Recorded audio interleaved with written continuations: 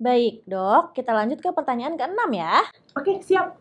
Kalau ada kasus keguguran, tindakan medis atau operasi yang diindikasikan adalah? Kuretase.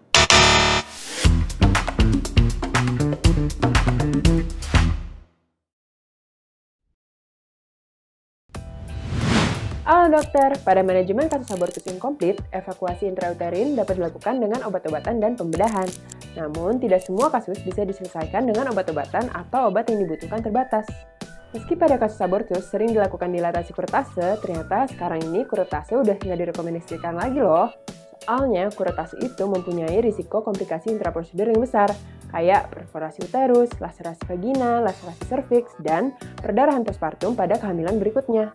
Dan yang perlu dokter tahu, kuretase dapat memicu sindrom Asherman. Apa itu? Sindrom Asherman itu sinekia atau edesi pada intrauterin.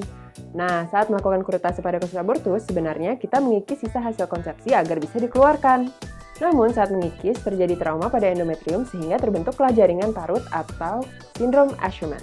Begitu terjadi sindrom Asherman, pasien jadi mengalami amenorrea, abnormalitas siklus menstruasi, nyeri panggul, abortus berulang, bahkan infertilitas. Yuk, segera upgrade skills dan segi dokter melalui e-course Alamedica. E-course ini dibawakan oleh dokter-dokter yang tentunya expert di bidangnya ya.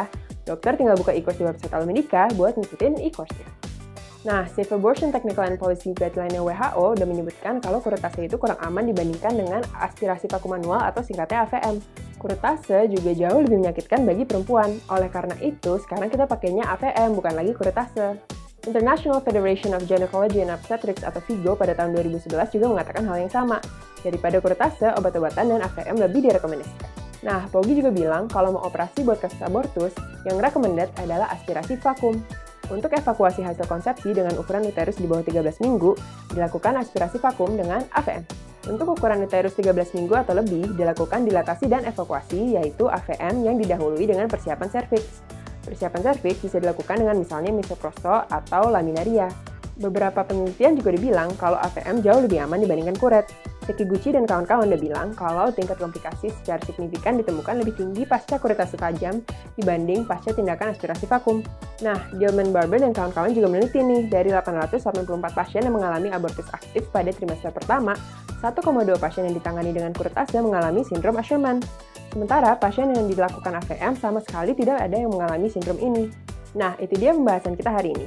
Like dan share supaya nggak ada lagi dokter yang melakukan kuretase buat kasus abortus ya. Subscribe channel Alamedica serta nyalakan lonceng notifikasi agar selalu up to date dengan video selanjutnya. Jadi dokter andal dalam genggaman, salam Alamedica.